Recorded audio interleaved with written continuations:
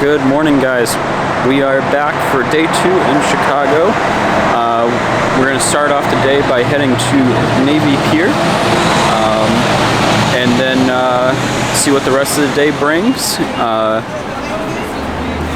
Luckily, a lot warmer than yesterday, so we should be able to get a little bit done.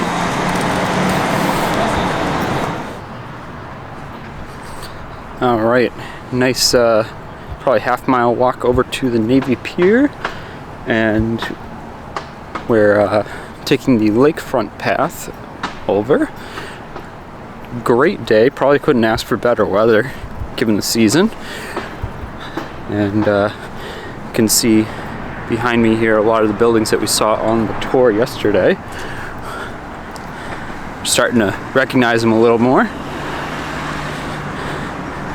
And I have to say, no lie, the trails and paths and parklands in Chicago, it's absolutely crazy. Basically, they had a law in the 1800s that all lakefront property was publicly owned, and there were many lawsuits to protect that over the years. And they now have, I want to say, over several miles of public waterfront preserved. So they actually have beaches within Chicago proper, as well as, of course, the Navy Pier and other places as well. So the Navy Pier, of course, originally a pier for shipping, and then during World War II was a naval training station for naval aviators, or Navy aviators. They would actually have carriers out on the lake, and they would do aviator training onto those carriers, and this is where they would dock the ships. So nowadays it is more of a shopping and entertainment district. Kind of reminds me of South Street Seaport in Manhattan, but a nice setting nonetheless.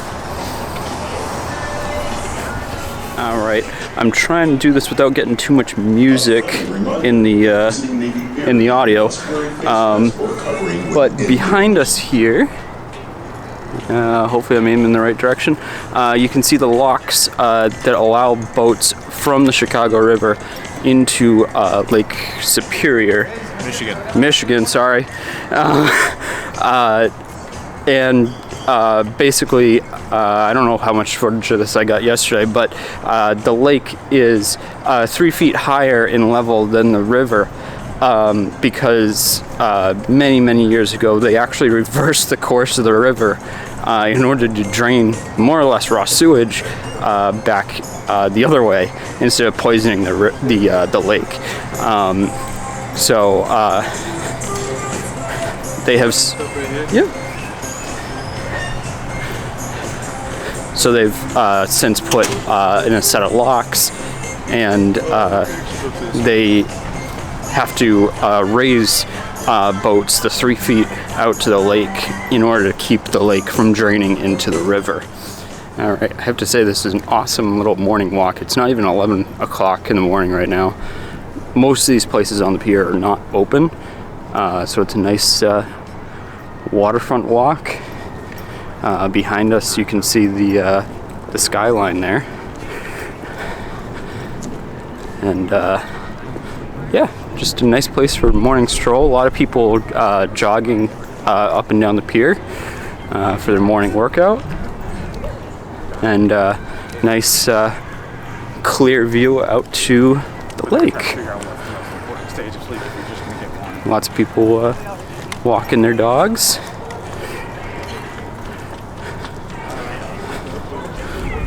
Alright, I'm trying my best not to get any music in this, but you can see behind us just awesome lake views.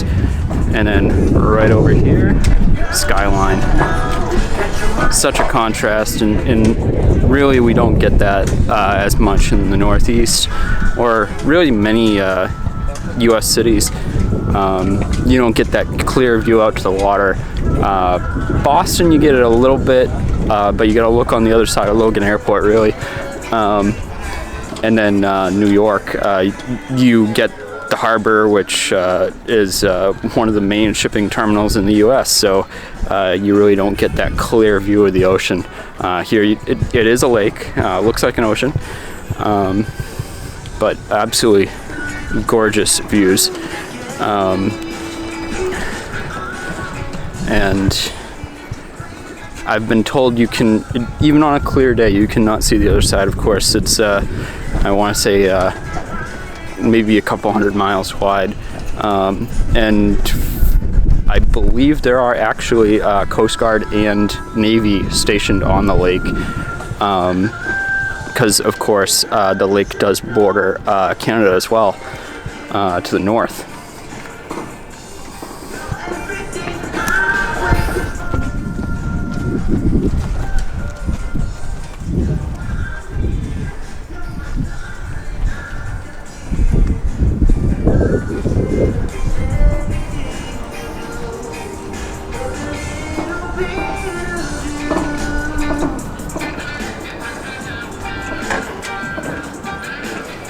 So the Navy Pier, for a period of time between World War II and today, was actually a college campus as well. So a lot of the buildings on the pier were originally built as a place of education, not entertainment.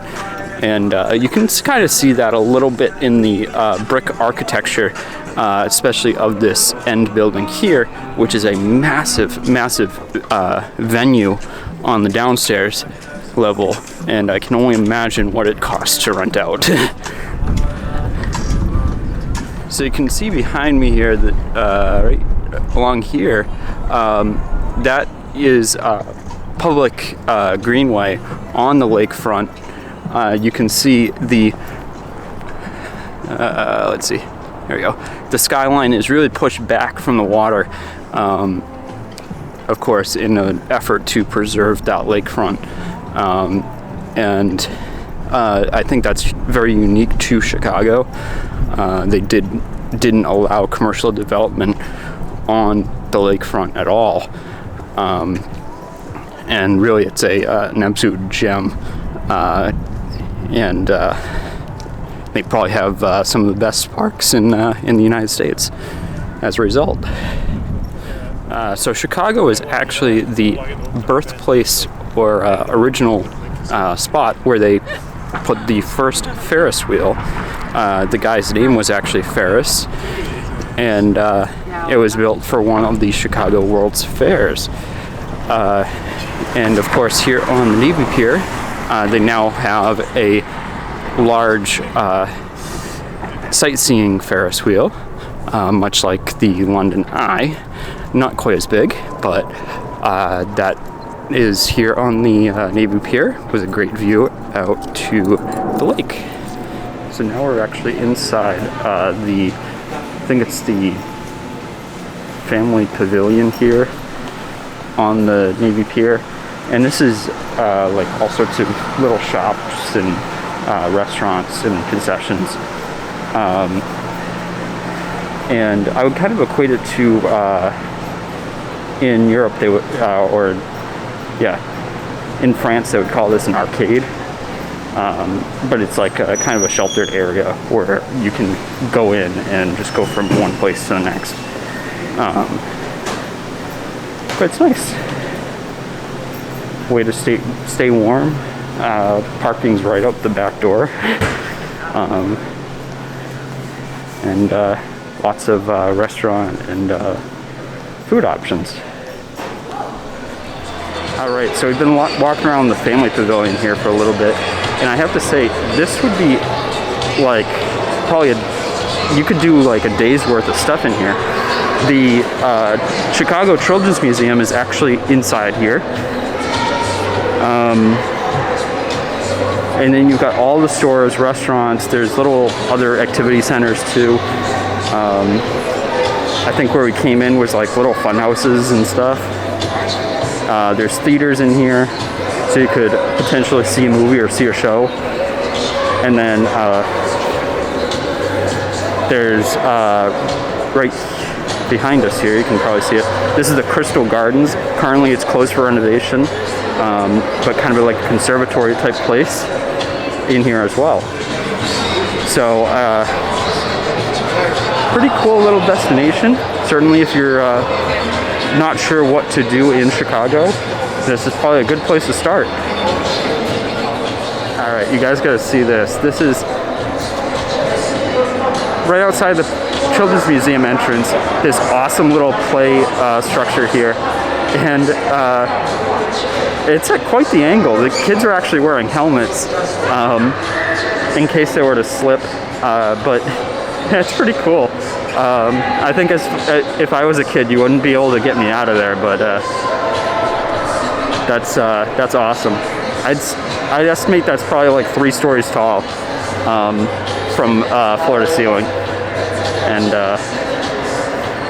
quite the little enjoyable place. I don't know offhand if there's admission required. It looks like it's attached directly into the Children's Museum, so you might have to get admission into the Children's Museum to get up in there.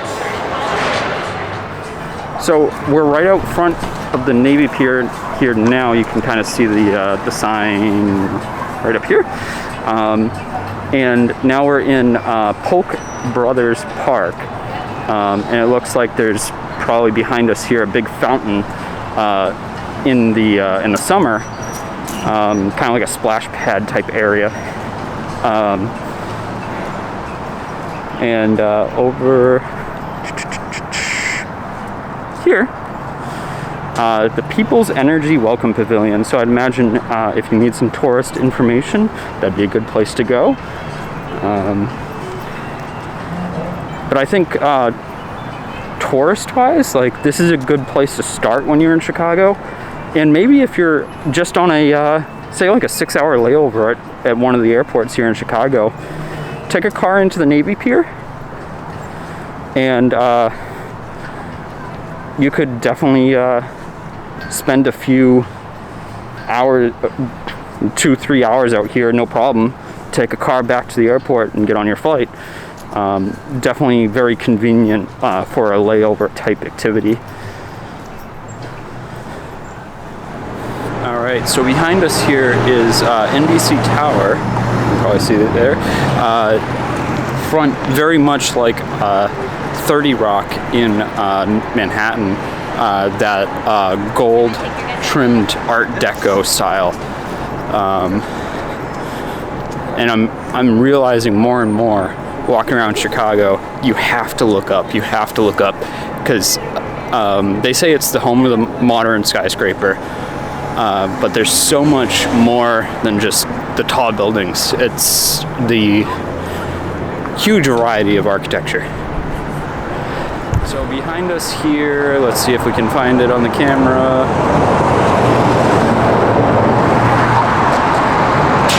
I am doing a bad job at this.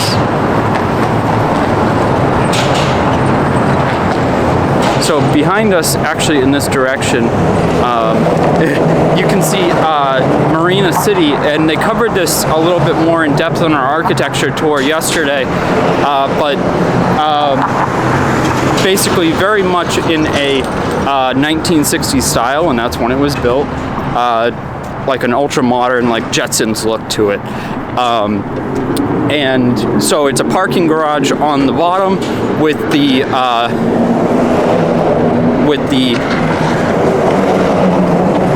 apartments above it, as well as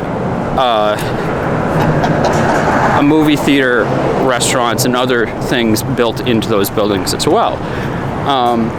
And they commented on the parking garages right alongside the river, and there's only been 2 instances recorded of cars going off the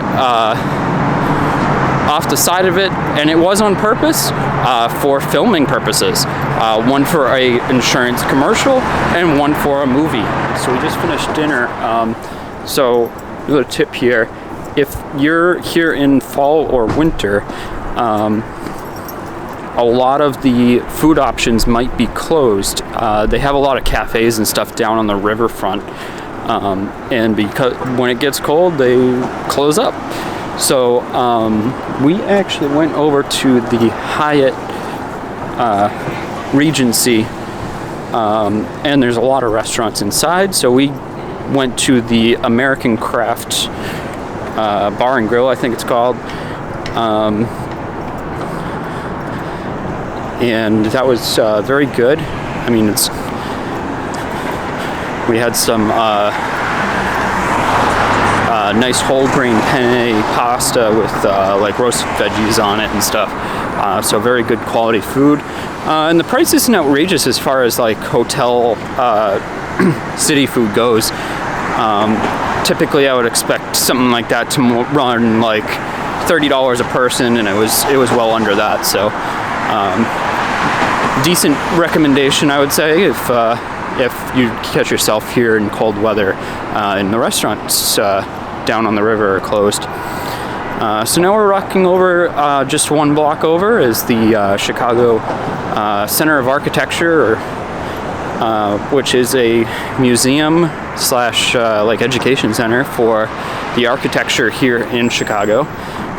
It's about 10,000 square feet of museum space, with thousands of models and interactive exhibits. So we're in the Chicago Architecture Center, and we're learning about a lot of the architecture that's here in the city, and how that was developed mostly after the Chicago fire. In the Chicago fire, they had a kind of a light bulb moment when they found out that the stone and masonry in buildings did not burn. So you'll find that a lot of the post-fire buildings are all stone or terracotta in Chicago, including a lot of the high-rise buildings. And then even modern-day buildings still clue into that stone a lot of the times in order to be more fire-resistant. So we just finished at the Chicago Architecture Center, and I have to say it is well worth the trip, even if you're not into design or architecture at all. It really gives a lot of background into how Chicago was developed and a lot of the outlook in the field of architecture worldwide. So well worth the admission. I believe it's $14 per adult. Kids might be a little bit less. And it's 2 stories. Downstairs is the Chicago Gallery, talking about Chicago history, Chicago buildings, and what might be in the future for Chicago. And upstairs is a rotating gallery. Currently it is dedicated to a architect that recently passed away that worked on a lot of projects here in Chicago as well as around the world. So very cool place. Would definitely recommend it. The Chicago Architecture Society that runs the museum also operates many walking tours and boat tours. So you might also want to look into that. Alright guys, we are on our way to a surprise dinner. And these guys don't know where we are going. The GPS is just programmed. They just know they had to dress up. Any guesses? The Nutella Cafe. I have no guesses. Okay. So no guesses. No guesses. They have to dress up, and they basically have GPS coordinates to the garage. So I think this is going to be exciting. Very exciting. Okay, can I make some large standing guesses? Yeah, sure. Okay. It's either has a good view of the city or the water. Okay. Or it's some sort of pop-up, or yeah, that's what I got. Okay, you definitely got the view. Okay, the view. Okay. I wouldn't say it's a pop-up. It's not a pop-up. Okay. All right, guys. So we just parked, and these guys know what building we're in. They still don't know where we're going.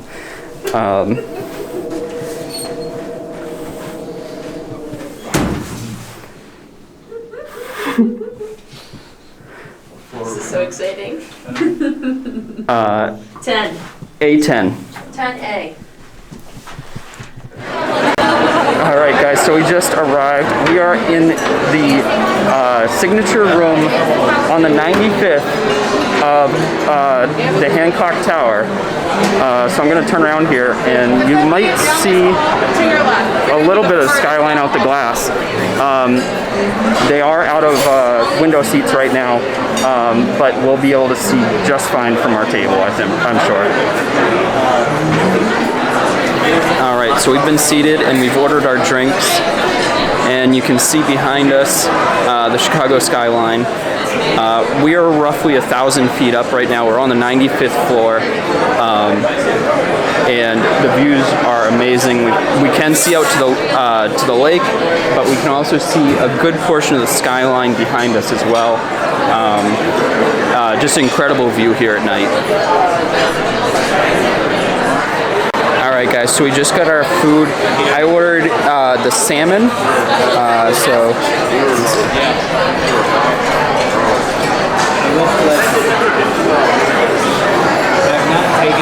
looks fantastic.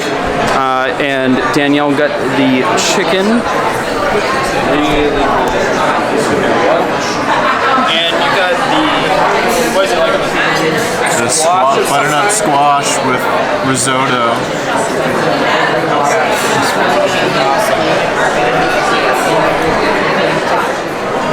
Alright guys, so we just finished at the signature room on the 95th at the Hancock Tower.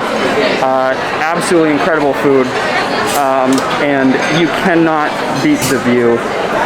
We had a inside table, so we didn't have a window table, but it still presented really good views of both the city and the lake behind us. Highly recommended if you need a splurge night. Or, here's another little secret.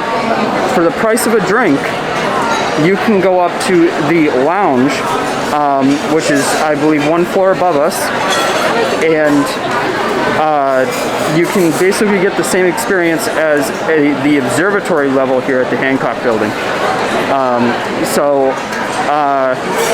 We're probably going to close out there for the night, and tomorrow we are actually on to the California Zephyr, bound for San Francisco.